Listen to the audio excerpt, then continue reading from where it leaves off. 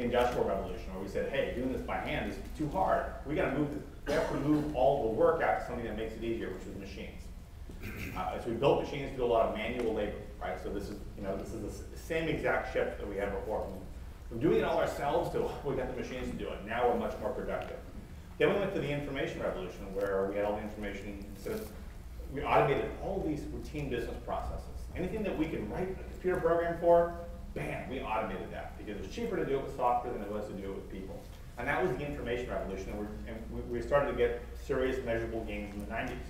What gets economists so excited about social media in business is that there's a lot of, about 40% of what we do can't be automated because we've never done it before. If you're a project manager or anyone, any kind of knowledge worker, if you do stuff every day that you've never done before, you have to figure it out right on the spot. It's a complex, collaborative problem solving. You have to come together and go, we have a new situation, a new project, we've never done anything quite like it, we may never do anything quite like that again. Financial services is a great example. They have the highest percentage of knowledge workers in any industry. There's many other industries like them.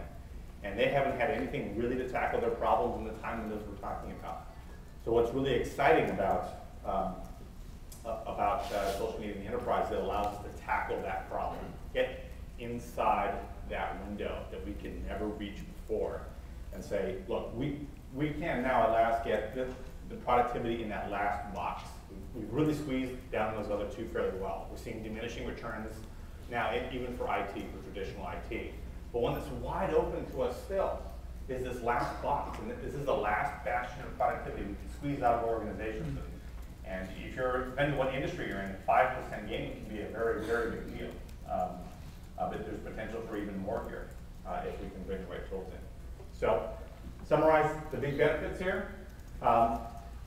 Open communication gives you awareness and transparency. Shared knowledge gives you this collective intelligence that you might have heard about if you've really been doing your homework on Web 2.0. Knowledge retention. All those tax workers or those call center workers that are walking out the door, they were leaving behind most of what they knew, right? This is where this shared knowledge and open communication makes all the difference. Anyone can participate. You really want to open this up. The more open you make it, the more you get back. We find that the structure of the web, the intrinsic nature of the web is very, very important. There's a reason why the web was the big thing that broke out on the internet, not something else. There's something very important about that we learned. And that we've encouraged these tools to be very emergent and free form, so they can be used for almost any type of activity in our businesses. You want to manage a project or hire people or do a budget or whatever, perfect, great. All of these social media works for all of that, no problem. Very free form and do it yourself.